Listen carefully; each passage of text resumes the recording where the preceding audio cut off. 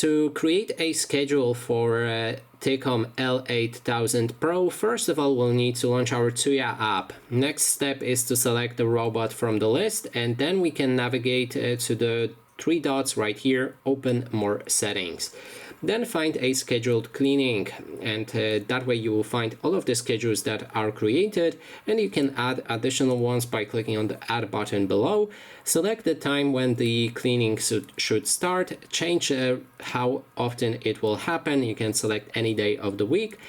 Change how many times it will perform cleaning, that means how many times it will basically repeat cleaning for that room, and you can also change the planned cleaning area for your whole house, that means all of the maps, or select a room by clicking on this button.